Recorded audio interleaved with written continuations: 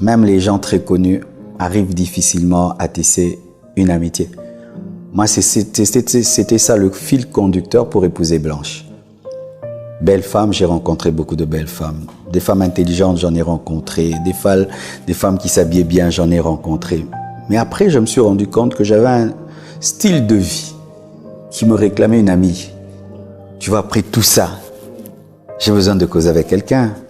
J'ai pas besoin d'une femme qui va me faire parler, me faire chamailler. J'ai besoin d'une amie qui va me dire comment était ta journée, qui va comprendre que je suis un humain, qui va me faire rire.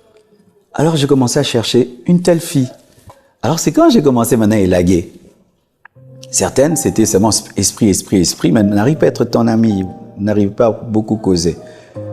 D'abord ça, l'amitié. Mais aussi j'ai pu être ami avec d'autres. Mais ce n'était pas le plan de Dieu. Il fallait aussi que je prie, que j'ai la paix de Dieu quand je choisis. Mais plus le temps passe, plus ce sera difficile pour toi. Il faudrait que tu aies le temps de tisser une amitié. Les païens appellent ça copinage, mais je ne parle pas de copinage dans le sens du péché. Mais avoir une amitié avec une femme, mais il n'y a pas d'impudicité. C'est possible, hein? Il n'y a pas d'impudicité.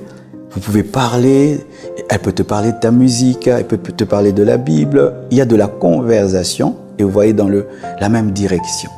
Avec une telle personne, tu peux vieillir toute ta vie avec elle. Et en plus, maintenant, il faudrait aussi qu'il y ait une attirance physique parce qu'on ne se marie pas que pour causer. Oui, évidemment. Et aussi, il faudrait que spirituellement, Dieu soit d'accord. Mais sache, quoi que tu l'évites, il y aura toujours un risque. Tu ne seras pas sûr à 100% que c'est la femme de ta vie. Il y a toujours un facteur risque dans le mariage. Oui, toujours. Toujours. Alors si tu veux être sûr à 100%, tu ne te marieras jamais.